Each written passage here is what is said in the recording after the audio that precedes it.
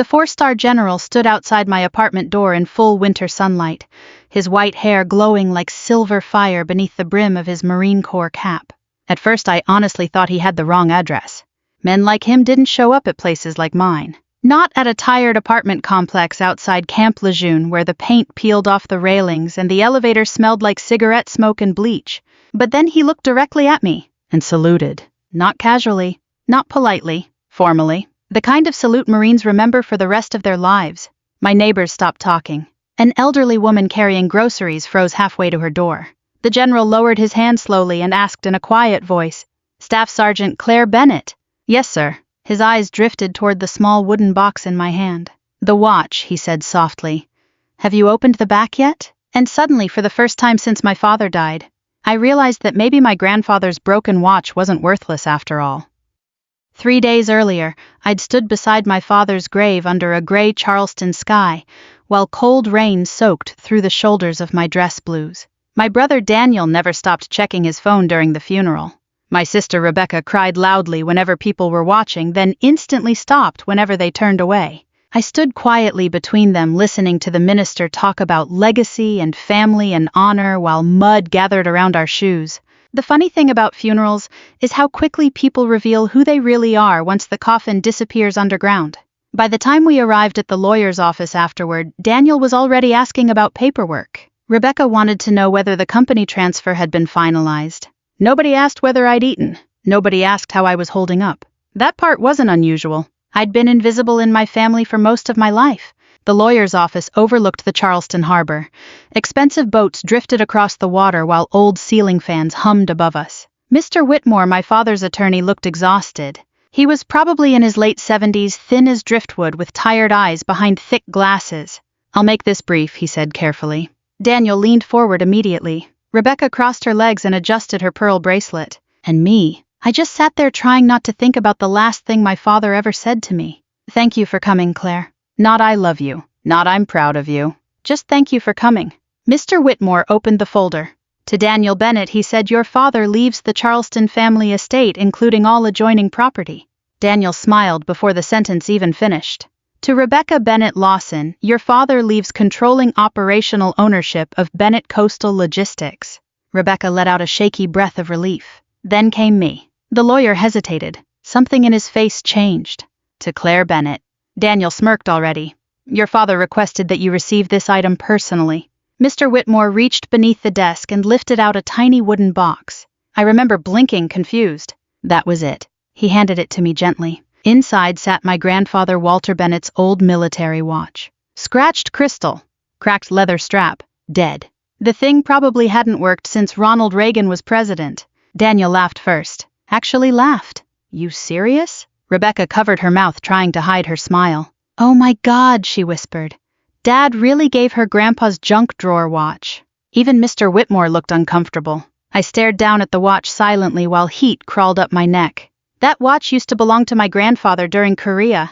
I remembered seeing it when I was little. He wore it every day until arthritis twisted his hands too badly to wind it anymore. Still, a broken watch. That was my inheritance. After everything. After all the nights sleeping in hospital chairs beside Dad. After missing deployments to help him through chemo. After paying medical bills, Daniel and Rebecca pretended not to notice. I closed the box carefully. "Thank you," I said quietly. Daniel snorted. "You don't gotta pretend to be grateful." I looked at him. For a second I almost said everything I'd swallowed for 20 years. About how Dad called me every time he needed help but called Daniel whenever he wanted approval. About Rebecca disappearing whenever caregiving became inconvenient. About being treated like unpaid staff instead of family. But Marines learned something early. Humiliation passes quicker when you refuse to perform it for other people. So I stood up calmly. Mr. Whitmore suddenly cleared his throat. "There is one more thing," he said. We all looked up. "Your father requested that Claire receive the watch directly from me. No mailing, no substitutions." Daniel rolled his eyes. Very dramatic. But the lawyer didn't laugh. He kept staring at me strangely, almost nervously. I didn't understand it then. I would later. That evening I drove back to North Carolina alone through 4 hours of coastal rain. The farther I got from Charleston, the lighter my chest felt. Not because I wasn't grieving. Because grief gets complicated when the person who hurt you is also the person you loved most. My apartment looked exactly the way I'd left it. Tiny kitchen. Fold-out couch. Coffee maker older than some Marines in my unit. I placed the watch box on the counter and sat there for a long time in silence. Eventually, curiosity got the better of me. I picked it up. The metal felt cold and heavier than I remembered. On the back were tiny engraved initials. Dababi Korea 19 I ran my thumb across them slowly. My grandfather had been a quiet man, never talked much about the war. But when I joined the Marines, he hugged me harder than anyone else in the family. You carry yourself like somebody worth remembering, he once told me. Nobody had ever said something like that to me before. I opened the watch face again. Still dead. Still worthless. Or so I thought.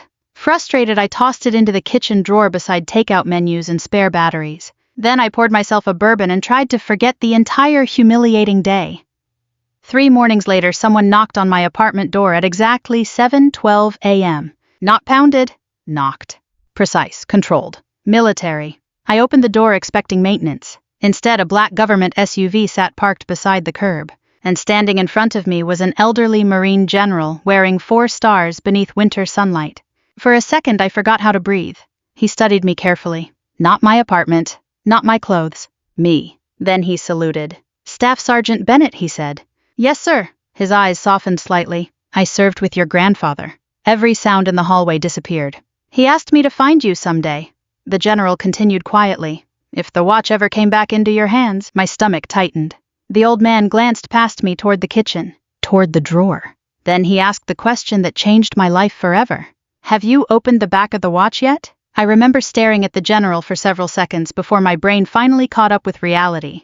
A 4-star Marine general was standing outside my apartment asking about my grandfather's broken watch like it was a matter of national security. I stepped aside automatically. "Please come in, sir." He entered slowly, carrying himself with the careful stiffness of an old warrior whose body had paid dearly for every medal on his chest.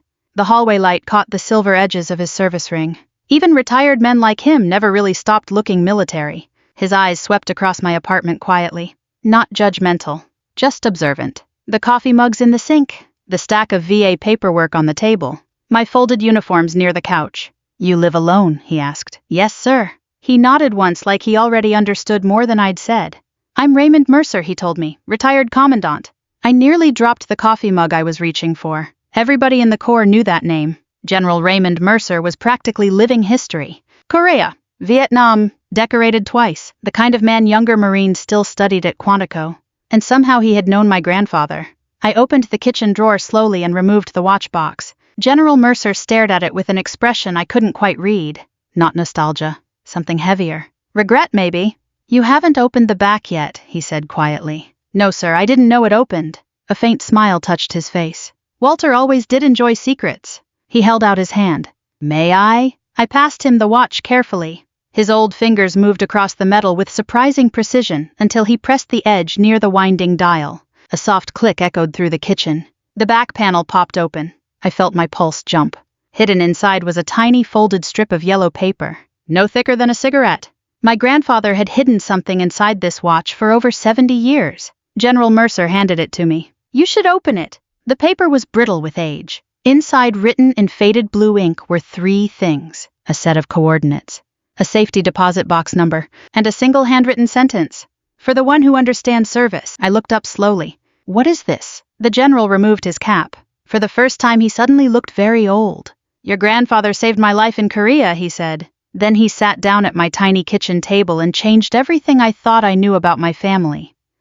Outside, rain tapped softly against the apartment windows, while General Mercer spoke in the calm voice of a man who had spent decades carrying painful memories carefully. "December 1952, he began. North Korea, coldest winter I ever lived through." He stared down at the watch. "I was 19 years old and stupid enough to think war made boys into heroes." I stayed quiet. Older people don't usually want interruption when they finally decide to tell the truth. "Your grandfather was my platoon sergeant," he continued. "Walter Bennett." A faint smile appeared. "Meanest man I ever respected." I laughed softly before I could stop myself. That sounded exactly right. "He kept us alive," Mercer said. "That was his gift. Didn't matter if men liked him. He brought them home." The general explained that during a classified reconnaissance mission near the Chosan Reservoir, their unit walked into an ambush. Several Marines died immediately. Mercer himself took shrapnel in his leg. Enemy soldiers closed in fast. He could have left me, the general admitted quietly. Nobody would have blamed him. But Walter Bennett carried him across nearly 2 miles of frozen terrain under enemy fire. By the time rescue arrived, my grandfather had severe frostbite in both hands. Permanent damage. That was why his fingers shook when I knew him. I swallowed hard. Nobody in my family had ever told me any of this. General Mercer looked directly at me. Your grandfather never talked about it because the mission remained classified for years. By the time records cleared, he didn't care about medals anymore. What about my father, I asked. Did he know? Mercer hesitated. Yes. Something tightened inside my chest. All these years. Yes. I leaned back slowly, trying to absorb the strange ache building in my stomach. My father knew his own father had saved a future commandant of the Marine Corps, and he never told me. Never told anyone. Why? Almost as if reading my thoughts, Mercer answered carefully. Your father admired Walter deeply. But I think he also spent his life feeling smaller than him. That landed harder than I expected. Because suddenly my father made more sense. The obsession with status, money, control, always proving himself. Like a man trying to outrun a shadow. Mercer nodded toward the paper in my hand. Your grandfather created that deposit box decades ago. He told me only one of his grandchildren would ever deserve to open it. I almost laughed. Definitely not my brother. The general smiled faintly. No, I suspect Walter figured that out early. 2 hours later, we drove to a small veterans-owned bank outside Jacksonville. The building looked ordinary. Brick walls, American flag, coffee station near the entrance. But the elderly manager nearly fainted when he saw General Mercer walk inside. Sir, he whispered. Mercer simply nodded toward me. She's the Bennett. The manager's entire expression changed. Like he'd been waiting years for this moment. He escorted us into a private vault room downstairs. My hands shook slightly while I entered the box number from the paper. The metal drawer slid open with a soft mechanical sound. Inside sat several sealed envelopes. Military documents, old photographs, and stock certificates. A lot of stock certificates. I frowned. What is this? Mercer picked one up. Your grandfather quietly bought company shares for decades. I stared at him. Bennett Coastal Logistics. Yes. My heartbeat slowed into something cold and careful. How much? The general handed me the papers silently. I scanned the numbers twice because my brain refused to accept them. 51% controlling ownership. I looked up sharply. That's impossible. No, Mercer said softly. It's intentional. I suddenly understood why my father never changed the will before he died. Because legally, he never fully controlled the company in the first place. My grandfather did. And now I did. I sat down heavily in the small leather chair nearby. For several seconds nobody spoke. Then I noticed one final envelope resting beneath the others. My name was written across the front in my grandfather's handwriting. Claire. My throat tightened instantly. I opened it carefully. Inside was a short handwritten letter. No greeting. No explanation. Just one sentence. If your family forgot what honor means, remind them. I read it 3 times silently. Then I looked at General Mercer. What exactly did my grandfather expect me to do with all this? The old general leaned back slowly. Rain rattled faintly against the vault ceiling above us. And then he gave me an answer that would change the course of my life. That, he said quietly, depends on whether you want revenge or justice. I didn't answer General Mercer right away. Because the truth was, I didn't know. Revenge and justice can feel almost identical when you've spent years swallowing humiliation one polite smile at a time, especially when it comes from your own family. The rain had stopped by the time we left the bank, but the sky over Jacksonville still looked heavy and gray. General Mercer drove slowly through town, while I sat beside him clutching the envelope from my grandfather like it might disappear if I loosened my grip. 51% ownership. The number still didn't feel real. Neither did the fact that my entire family had laughed at me 3 days earlier. I stared out the passenger window quietly. You knew all this before the funeral, I finally asked. Mercer nodded once. Walter contacted me 6 months before he passed. And my father, he knew parts of it. Parts. The general exhaled slowly. Your father knew Walter still held significant shares in the company, but he never believed Walter would transfer control outside the direct inheritance structure. I frowned. Meaning, he assumed Daniel would eventually receive everything. That sounded exactly like my father. Not because he hated me, at least not entirely, but because Daniel fit the picture he wanted the world to see. Successful son, expensive suits, country club memberships, perfect Charleston businessman. Meanwhile, I was 38 years old, divorced, living near a military base in a second-floor apartment with a leaking bathroom faucet. Not exactly the Bennett family success story. Mercer glanced at me carefully. You remind me of your grandfather. I gave a tired smile. That's probably the nicest thing anybody's said to me all week. No, he said quietly. I mean the dangerous part. I looked over. Walter had a habit of enduring disrespect for very long periods of time. Then one day people realized they had misunderstood him completely. That stayed with me, because deep down I knew exactly what he meant. The first call came the next morning. Daniel. I stared at the phone vibrating on my kitchen counter before answering. What? You want to explain why corporate attorneys are calling me at 7 in the damn morning? Straight to anger. No, hello. No, how are you doing after Dad died? Just outrage. I sipped coffee calmly. I'm not sure what you mean. Don't play stupid, Claire. His breathing sounded sharp and fast. They're saying there are controlling shares under your name. I stayed silent. That silence told him everything. Oh my God, he muttered. You actually knew. Knew what? That old man planned this. Old man, not Grandpa. Interesting. Daniel lowered his voice. How much do you have? Enough. That's not an answer. It's the only one you're getting. He exploded. You manipulated Dad while he was dying. I actually laughed then. Not loudly. Just once, a tired laugh from someplace deep in my chest. Manipulated him, I repeated softly. Daniel. I was the one cleaning his vomit at 3 in the morning while you were golfing. Silence. Then, you always do this. Do what? Act morally superior because you joined the Marines. That one stung more than I expected. Because he genuinely believed it. In his mind, my service wasn't sacrifice. It was judgment against him. I never wanted superiority, I said quietly. I wanted respect. Daniel went silent for several seconds. Then he asked the question I think had terrified him since childhood. What are you gonna do now? I looked at my grandfather's watch sitting beside the coffee maker. Still broken. Still stopped at the exact same time. I haven't decided yet. Then I hung up. By afternoon, Rebecca called crying. Real tears this time. Not the polished social tears from the funeral. Claire, she whispered, please tell me you're not trying to destroy us. I closed my eyes. Destroy us. Funny choice of words. As if I hadn't spent years being slowly destroyed myself. I'm not trying to destroy anyone, I told her. Then why didn't you say something? Because I found out yesterday. She sounded genuinely shaken. There are rumors all over the company already. What kind of rumors? That Dad hid ownership structures. That the company finances are unstable. Investors are asking questions. That caught my attention immediately. Unstable how? Rebecca hesitated too long, and suddenly every Marine instinct inside me woke up. What's Daniel hiding? No one's hiding anything. Rebecca. Another silence. Then finally, he borrowed against future shipping contracts last year. How much? A lot. My stomach tightened. How much? Her voice cracked. Almost 40 million. I sat down slowly. $40 million. Jesus Christ. What did he do with it? I don't know all of it, she whispered.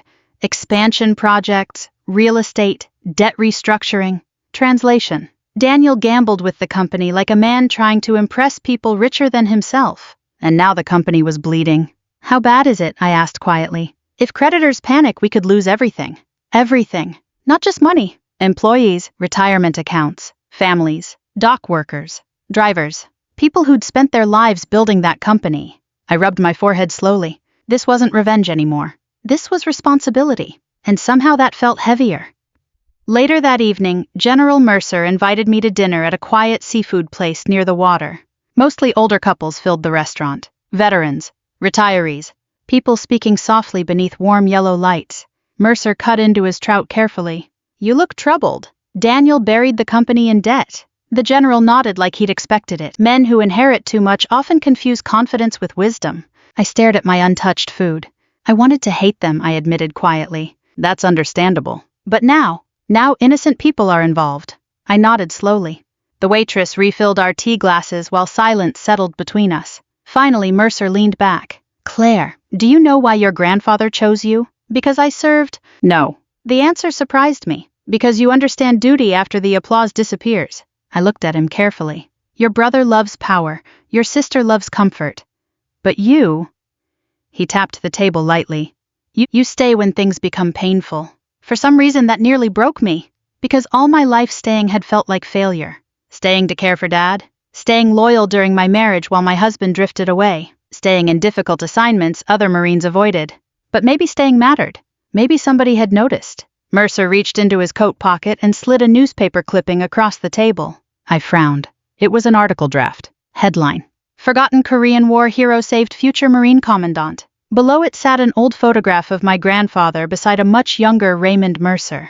I looked up slowly. You're releasing this? Yes. Why now? The general's expression turned hard in a way that reminded me he had once commanded entire wars. Because your family built their reputation on money, he said quietly. Then he looked directly into my eyes, and it's time they remembered whose blood built it first.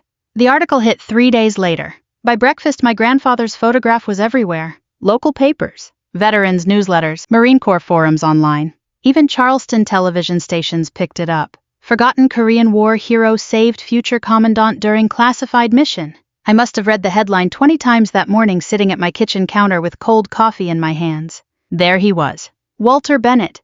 My grandfather, a man who spent the last years of his life quietly feeding birds from a porch swing, while arthritis twisted his fingers crooked. And suddenly the entire state was calling him a hero. Funny how quickly the world changes once somebody important confirms your worth. My phone rang nonstop.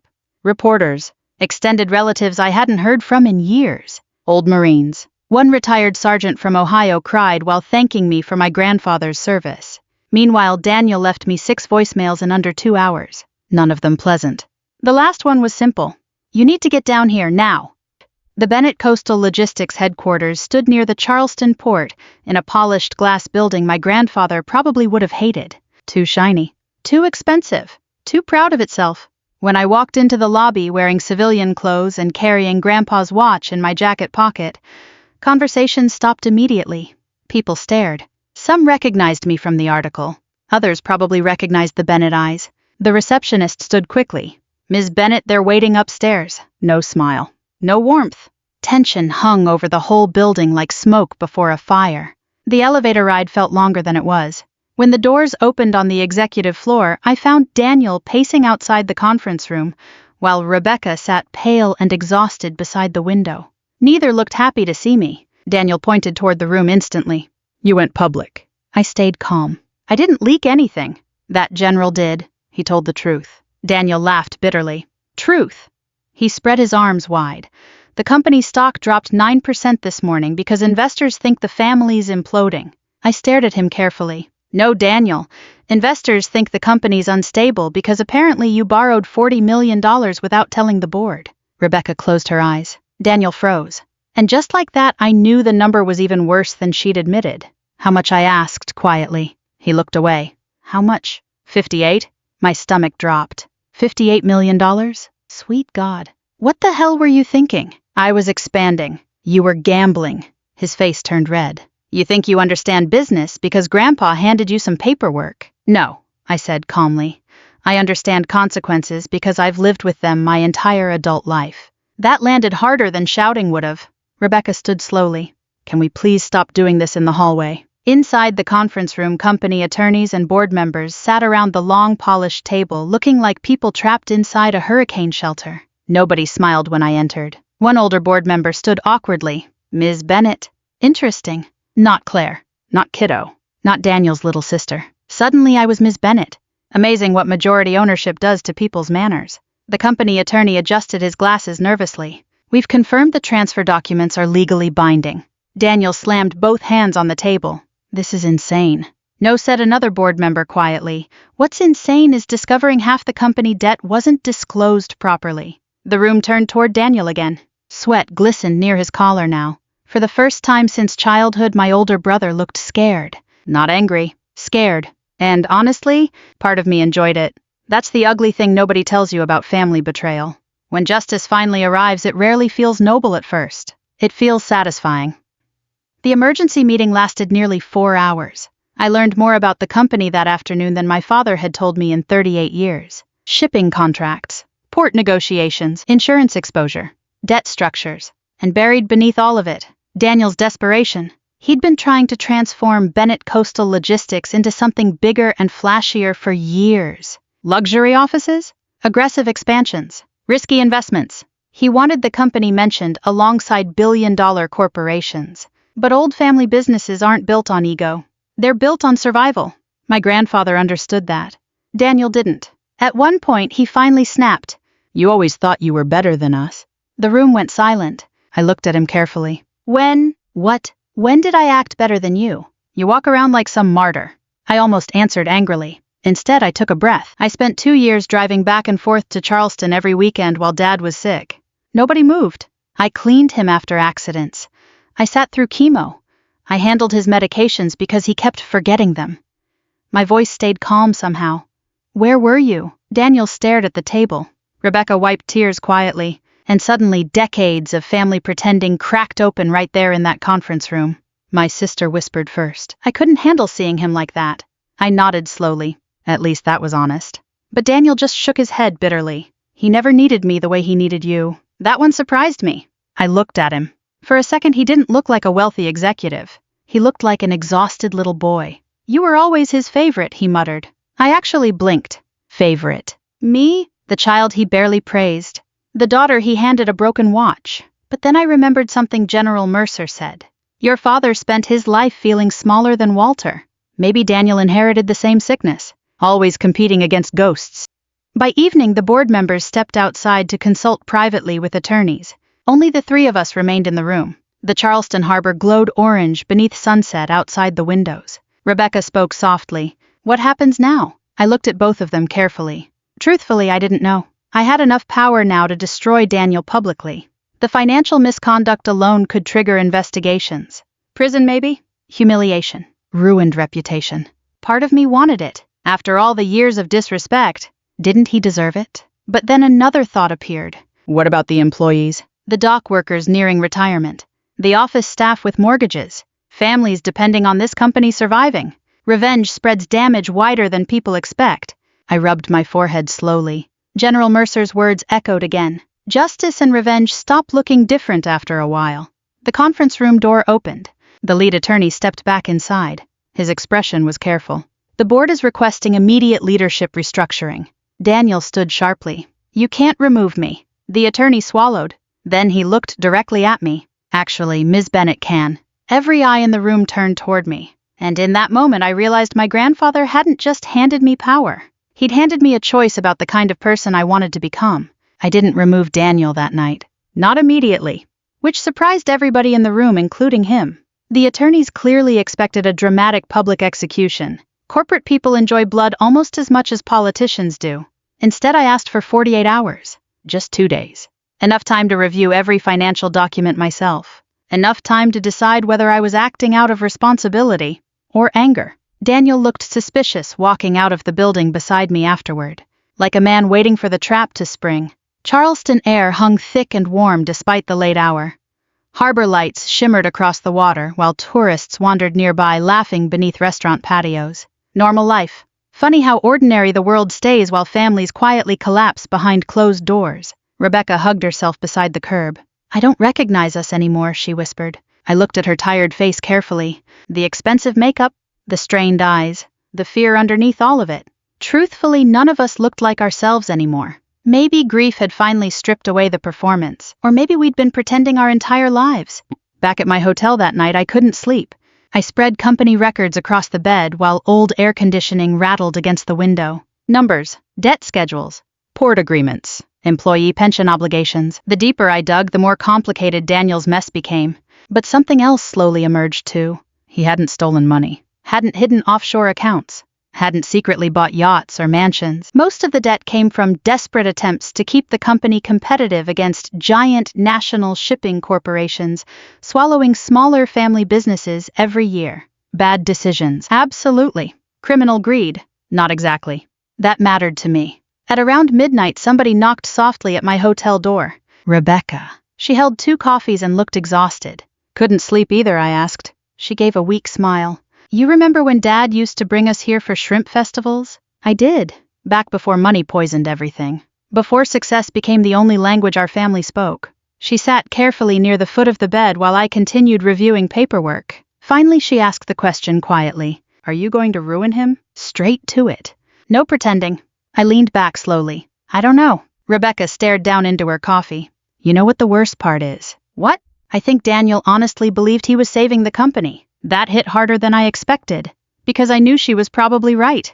People destroy things chasing approval all the time, especially from dead fathers. The next morning I drove alone to my father's grave.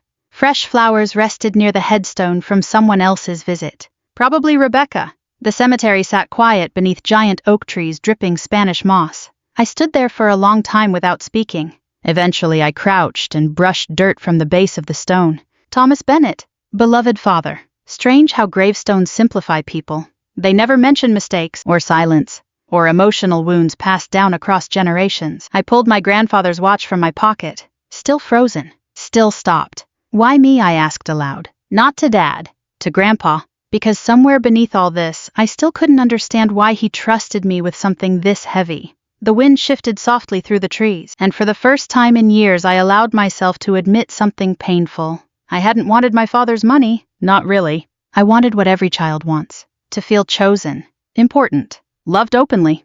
But some parents are too damaged to give those things properly. That realization didn't erase the hurt. It just made it sadder. That afternoon I made my decision. The emergency board meeting reconvened at 3 o'clock. This time when I entered the room, nobody looked at me like an outsider anymore. The chair at the head of the table sat empty, waiting. Daniel looked pale. Rebecca looked terrified. The board members looked hungry. I remained standing. I've reviewed the financial exposure. I began calmly. The company can survive if immediate restructuring begins. Relief flickered briefly across several faces. Then I continued. Effective immediately, Daniel Bennett is removed as CEO. Daniel shut his eyes, not shocked, just defeated. But before anyone could celebrate, I added, he will not be publicly accused of fraud. That surprised everybody, especially the attorneys. I looked directly at Daniel. You made reckless decisions. You buried this company in debt trying to prove something to people who were never going to clap for you long enough. I paused. But you were trying to save the business, not rob it. Daniel stared at me silently. I continued. The debt will be restructured. Expansion projects frozen, executive bonuses suspended. One board member frowned immediately. Suspended for how long? Until employee pensions are fully stabilized. That room got very quiet, because wealthy executives don't like hearing the word pensions unless they're campaigning for office. I kept going. No layoffs for dock workers or drivers. Executive salaries reduced first. Now several board members looked openly irritated. Good. My grandfather would have enjoyed that part. Then I delivered the final piece. Daniel and Rebecca will remain with the company. Daniel blinked. What? You'll work salaried operational positions under oversight. His face flushed instantly. You're demoting me. Yes. Humiliation flickered through his eyes. For a second I saw the old version of myself reflected there. The overlooked child. The one never taken seriously. But unlike him, I wasn't doing this to cause pain. I was doing it because consequences matter. Rebecca spoke softly. Why are you helping us? The honest answer came out before I could filter it. Because Grandpa gave me responsibility, not permission to become cruel. Nobody spoke after that. That evening I met General Mercer outside the marina. He listened quietly while I explained everything. Finally he nodded once. Walter would approve. I still feel angry, I admitted. You should. I wanted them to hurt. Mercer smiled sadly. Claire, forgiveness isn't pretending pain never happened. He looked out across the water. It's refusing to hand your pain to the next generation. We stood there in silence a while. Then he reached into his coat pocket and handed me one final envelope. Old. Yellowed. My father's handwriting across the front. For Claire. My chest tightened instantly. I found it among Walter's papers, Mercer said softly. I think your father never found the courage to give it to you himself. I stared at the envelope in my trembling hands. And suddenly, after all the fighting, after all the anger, I realized the one thing I still wanted most was not revenge. It was the truth. I waited almost an hour before opening my father's letter. Not because I wasn't curious, because part of me was afraid no words inside could possibly heal 38 years of silence. That night I sat alone on the balcony outside my hotel room while Charleston harbor lights shimmered softly beneath the dark sky. The envelope trembled slightly in my hands. For Claire. Just seeing my name written by him felt strangely personal. My father had never been a man comfortable with emotion. He communicated through instructions. Bills paid. Practical advice. Quiet gestures. Love in our family usually arrived disguised as responsibility. I finally unfolded the letter. And for the first time since childhood, I cried because of my father instead of in spite of him. Claire, if you're reading this, then I probably waited too long again. That was my talent as a father.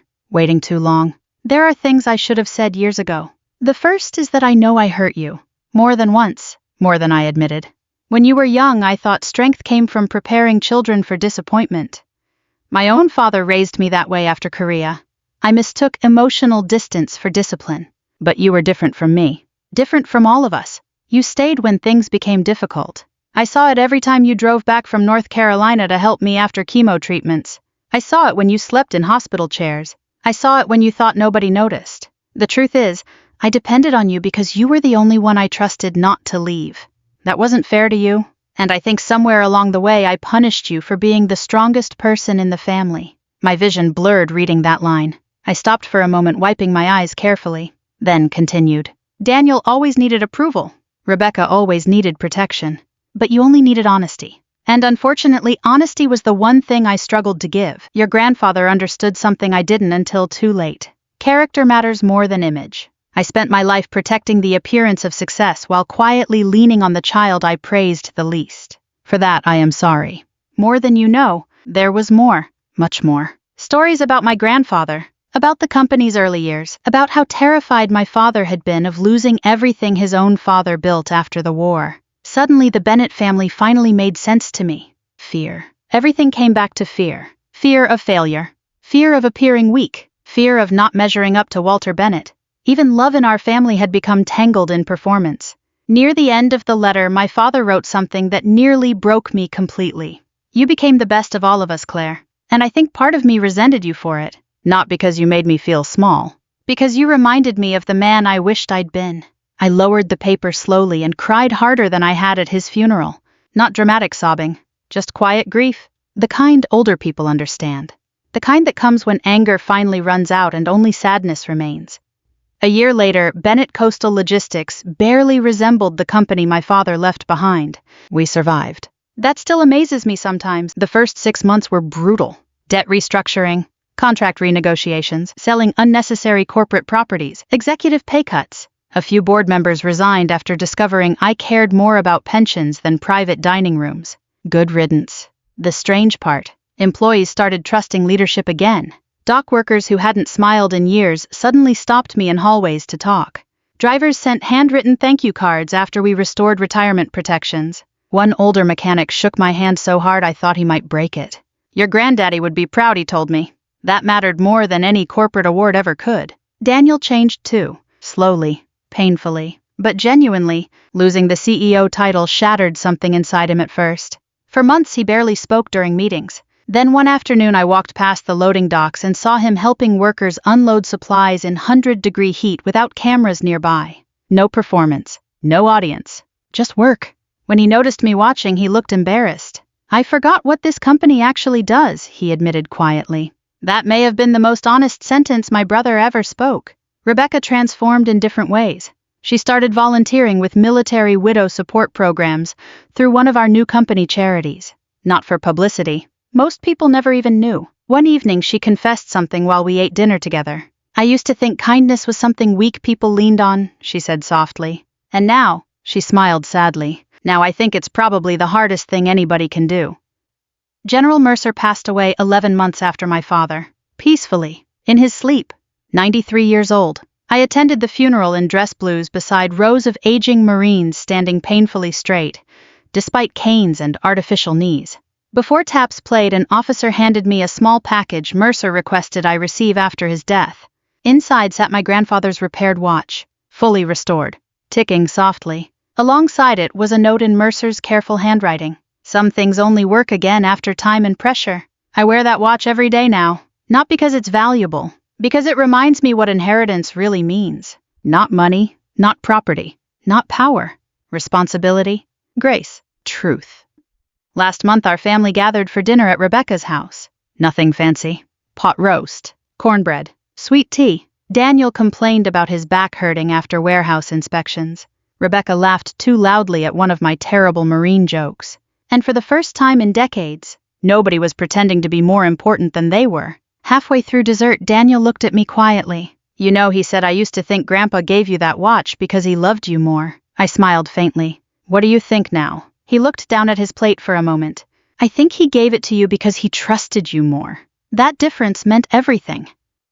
A few weeks later, I stood at a military memorial ceremony while my grandfather's long-overdue commendation was read publicly before a crowd of veterans and families. As applause echoed across the ceremony grounds, I touched the watch on my wrist gently. Then I looked toward the empty seat reserved for General Mercer, and silently thanked both old Marines for teaching me something my family spent generations forgetting. Strength without humility destroys people, but strength with compassion can rebuild them. So, if you're listening to this story tonight while thinking about your own family, maybe your own old wounds, I hope you remember this. Sometimes the greatest inheritance isn't what somebody leaves behind. It's the chance to become better than the pain they handed you. And if this story meant something to you, share it with someone who still believes families can heal. And maybe subscribe for more stories about ordinary people finding dignity, courage, and peace in difficult places.